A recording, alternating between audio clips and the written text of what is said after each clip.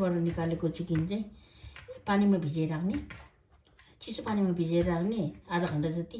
अनि त्यहाँदेखि त्यो फ्रिजरको त्यो आइस जान्छ त्यतिकै। अनि त्यहाँबाट चाहिँ नुन अलिकति हाल्ने, नुन हाल्यो। अब यसरी धुने, चिकन जहिले पनि यसरी नै धुने नुन हालेर। हाल्छु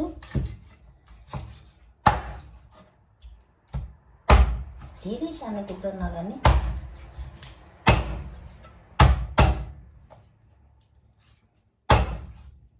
यतिको गर्ने। मैले काटेर पनि भ्याइसकेँ, हेर्नुहोस् त चिकन काटेर भ्याइसक्यो।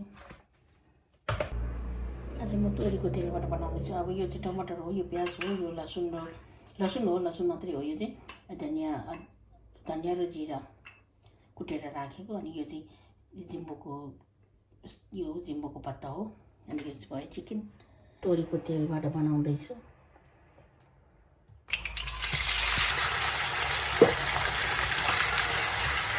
बोइलर चिकनलाई चाहिँ कस्तो गर्नुपर्छ भन्दा तेल तातेपछि चिकन हालिदिने डाइरेक्ट। अनि त्यहाँदेखि यो चिकनको पानी जति सबै सुक्नु दिने। अहिले चिकन धुँदाखेरि पानी थियो, त्यो गरेर अनि फ्रिजरमा राखेको चिकन हो। अनि सुकेपछि सबै सुकेर तेल र चिकन सुकेपछि अनि त्यहाँदेखि प्याज हालिदिने, प्याज र लसुन कुटेको चाहिँ हालिदिने। अनि त्यहाँदेखि प्याज र लसुन खैरो भइसकेपछि टमाटर हालिदिने। टमाटर हालेर टमाटर पाकिसकेपछि यो धनियाँ र जिरा कुटेको चाहिँ हालिदिने। त्यहाँदेखि मजाले फ्राई गर्ने। अब चाहिँ भयो यो चिकन हेर्नुहोस् त, यसो सुक्नुपर्छ।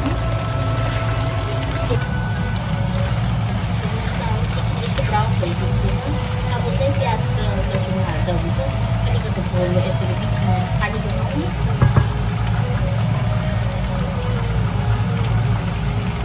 प्याज काटेको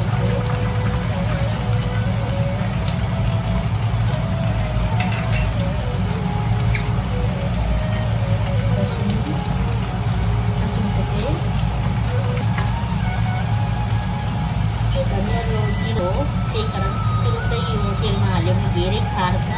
यो चाहिँ अलिक ढिलै हाल्ने।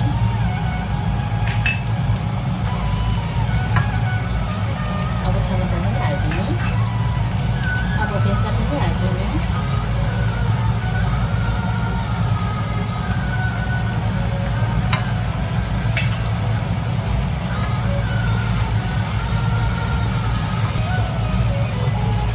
अब जिरा र धनियाँ कुटेको पनि हालिदिने। यो हाईमा राखेर अनि अब हेरौँ है त कस्तो भएको छ। मैले छोपिराख्छु, एकछिन 3-4 मिनट छोपिराख्छु। अब चाहिँ यस्तो भएको छ। अब चाहिँ भइसकेको छ यो। अब अलिकति पानी हाल्नु। अब चाहिँ रेडी भयो। अलिक कम्ती नै झोल अलिअलि भएको, किनभने यो दाल छ त्यही कारण यो झोल अलिअलि भएको बनाएको।